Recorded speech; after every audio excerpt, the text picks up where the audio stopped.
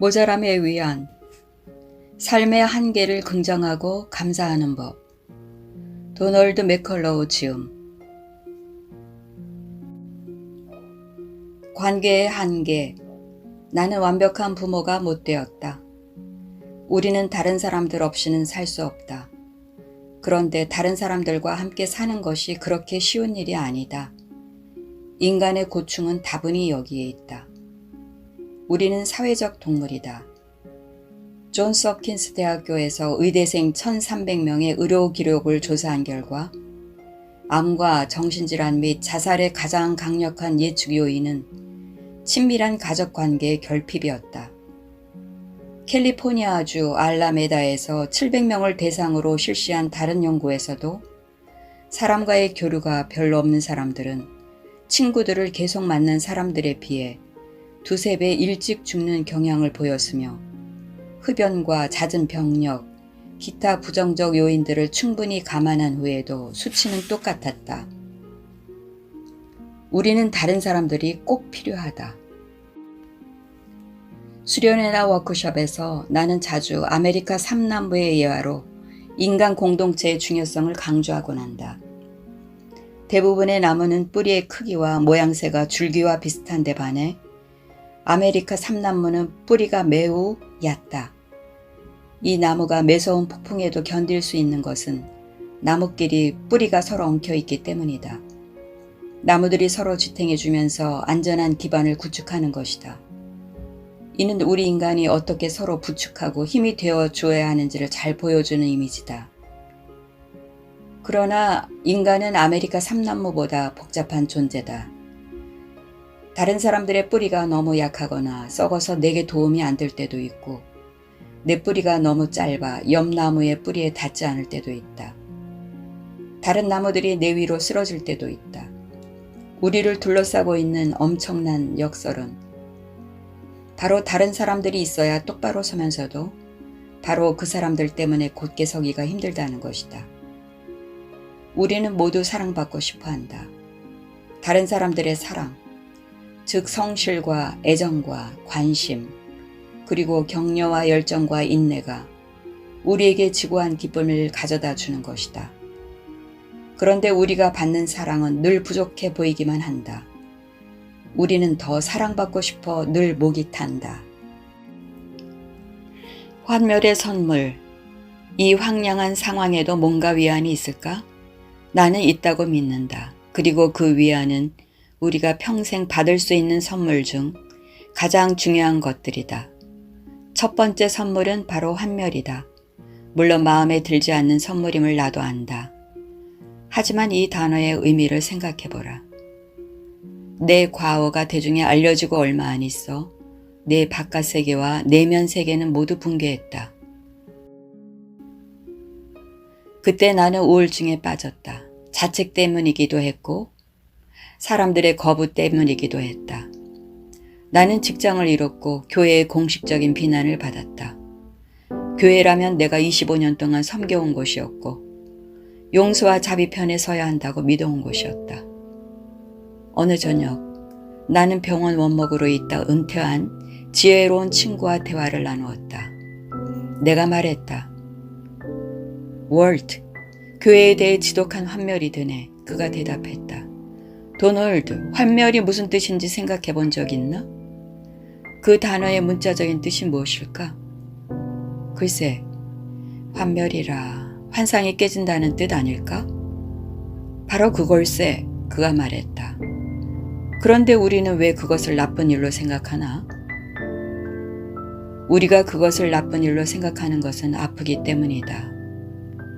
그간 우리는 현실로부터 자신을 보호하려고 조심스럽게 환상을 쌓아왔다. 이 말의 의미를 설명하려면 우리가 모든 한계를 두려워하는 진짜 이유로 돌아가야 한다. 바로 죽음에 대한 공포다. 내가 자주 인용하는 어니스트 베커의 죽음의 부정은 1973년에 플리처상을 받았는데 나는 25년이 지나서야 그 책을 읽었다.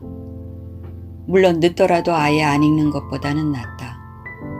이 책은 내게 없어서는 안 될 매우 중요한 책으로 인간 경험의 가장 어려운 구석을 명쾌하게 환히 비춰준다. 베커는 주로 키에르케고르의 철학과 오토 랭크의 심리학을 바탕으로 프로이드 이후 정신분석 이론의 가장 중요한 가닥들을 한데 엮어 죽음에 대한 공포가 우리의 무의식 속에 깊이 박혀서 생각보다 깊은 영향을 미친다는 사실을 매우 설득력 있게 전달하고 있다. 우리 인생의 과제는 이 공포와 더불어 사는 길을 찾는 것이다. 우리 안에 형성되는 성격은 물론 신경증과 정신병도 그 노력의 일환이다. 이는 마치 무자비한 적에게 쫓기고 있지 않다고 스스로를 달래기 위해 어둠 속에서 휘파람을 부는 것과 같다. 우리가 취하는 가장 중요한 전략 중 하나는 대리 권력자에게 빌붙는 것이다. 즉 죽음을 이길 희망을 다른 사람들에게 전이하는 것이다. 베커는 불멸의 길을 찾으려면 우리 모두 영웅이 되어야 한다고 했다. 그런데 우리 혼자서는 그렇게 해낼 수 없기에 그 짐을 다른 사람들에게 투사한다. 안전을 보장받고 죽음을 초월하기 위하여 부모나 연인이나 정치 지도자나 목사나 유명인사를 바라보는 것이다. 대리 영웅은 얼마든지 많다. 이 전이는 곧 공포 길들이기다. 현실적으로 우주 안에는 우리가 당해낼 수 없는 힘이 있다. 그리고 우리는 우리 자신을 넘어서는 힘 앞에서 혼돈을 느낄 수밖에 없다. 이 어마어마한 힘 앞에서 속수무책인 우리가 유일하게 할 수 있는 것이 있는데 바로 특정한 사람들에게 그 힘을 부여하는 것이다. 아이는 자연스러운 위압감과 공포를 개별적인 존재들에게 집중시키며 그럼으로써 그 힘과 공포를 온 우주의 혼돈 속에 분산시켜 두지 않고 하나의 정점에서 찾을 수 있게 된다. 얼마나 놀라운가. 우주의 초월적 힘을 부여받은 전이의 대상은 이제 그 힘을 통제하고 지시하고 대적할 자체적 힘을 지니게 된다. 죽음의 공포는 이런 전이를 통해 길들여질 수 있을지 모르나 다른 문제가 생긴다. 이제 그는 전이 공포를 경험한다. 대상을 잃거나 그의 비위를 거스리는 것에 대한 공포. 대상 없이는 살아갈 수 없을 것 같은 공포다. 자신의 유한함과 무능력에 대한 공포가 이제는 정확한 형태를 가지고 괴롭힌다.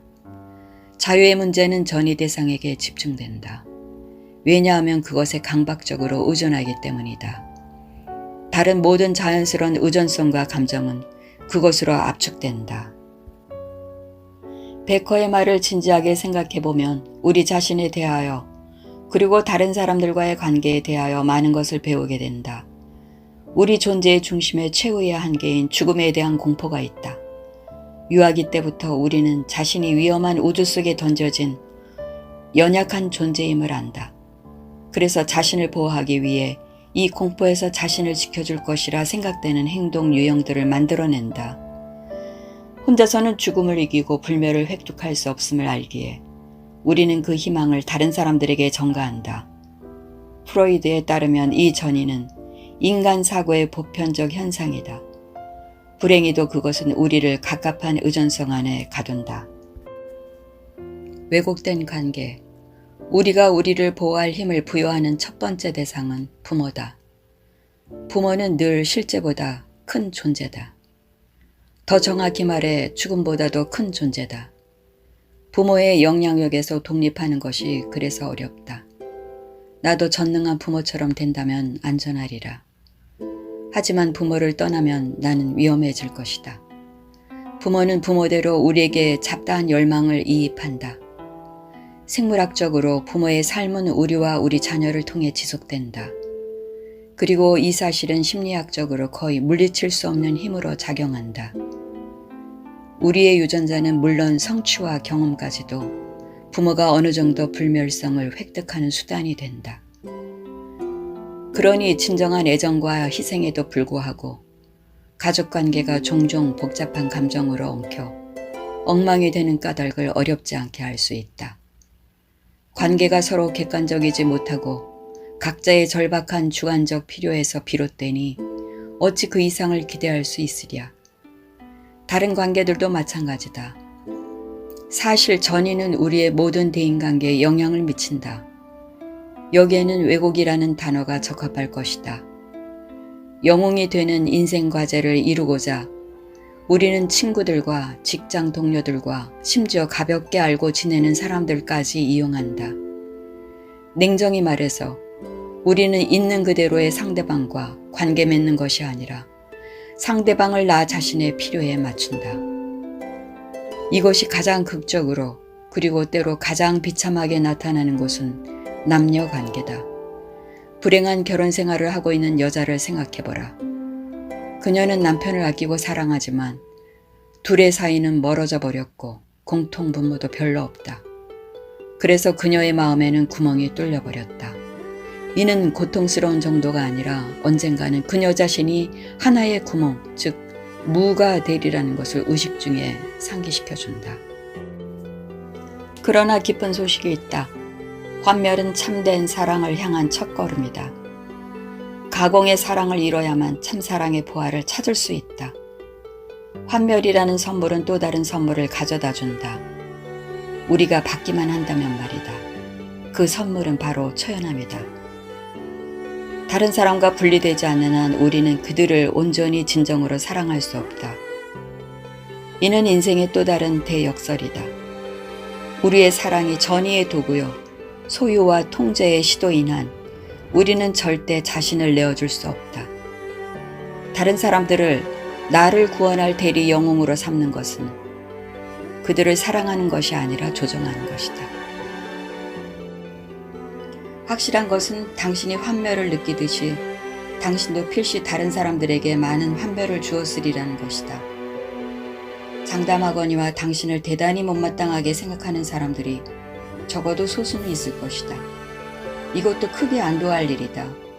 물론 처음에는 그렇게 보이지 않는다. 신대접을 받으면 거기에 도취하게 되기 때문이다. 일례로 자녀들이 당신을 절대적 신뢰와 믿음의 눈으로 우러르는 것보다 당신을 도취하게 하는 일이 세상에 또 있을까? 한동안 당신은 자신이 그런 숭배를 받아 마땅하다고 믿는다. 당신은 여태껏 그들을 보호하고 양육해온 사람이 아니던가. 그러나 진실을 전부 꺼내 펼쳐 놓아보자. 이 또한 하루 온종일 매 순간 끌고 다니기에는 버거운 짐이다. 누군가의 삶과 행복을 책임진다는 것은 쉬운 일이 아니다. 그러므로 왕자에서 내려오는 것은 커다란 해방일 수 있다. 이 해방은 숱한 오해와 상심과 과오 후에야 찾아올 때가 많다. 좋다. 당신은 자녀들이 원하거나 혹은 필요하다고 여긴 그런 부모가 아니었다. 하지만 그것이 어떻다는 말인가? 당신은 하나님이 아니다. 그리고 당신의 자녀들도 인간일 뿐이다. 인간 마음의 가장 깊은 불안을 달래주거나 가장 간절한 열망을 채워줄 힘은 당신에게도 없고 그들에게도 없다. 이 불가피한 한계 앞에서 당신은 서로를 새롭게 만날 수 있는 기회, 더 자유롭고 충만하게, 그리하여 더 기쁘게 사랑하는 법을 배울 수 있는 기회를 얻는다. 비단 부모와 자녀만이 아니라 배우자, 연인, 친구, 동료 등 우리와 서로 뿌리가 엉켜있는 다른 사람들도 마찬가지다. 그들이 우리에게 하나님일 수 없는 것만큼이나 우리도 그들에게 하나님일 수 없다. 여기에 내포된 한계는 중요한 깨달음을 준다. 우리가 살아가려면 서로를 필요로 하지만 이 필요는 붙잡고 매달리고 조종하는 필사적인 필요가 아니라 오직 자유롭게 주고받을 수 있는 사랑에 대한 필요라는 것이다. 사랑은 자유 속에서만 피어난다. 불안으로 말미암아 환상에 기초한 관계는 강압적이 될 수밖에 없는데 강압보다 빨리 사랑을 파괴하는 것도 없다. 그럴 수밖에 없지 않은가? 사랑은 선물이다. 억지로 주거나 억지로 빼앗을 수 없는 것이다. 다른 사람들이 단지 내 존재의 연장으로 혹은 내 필요와 욕망의 노예로 취급된다면 사랑은 있을 수 없다. 나를 다른 사람들에게서 분리시키고 다른 사람들을 내게서 분리시키는 초연함을 통해서만 우리는 자유를 얻을 수 있다. 그리고 참사랑의 확고한 기초인 상호간의 관심과 존중과 기쁨과 섬김은 그 자유 속에서 가능해진다.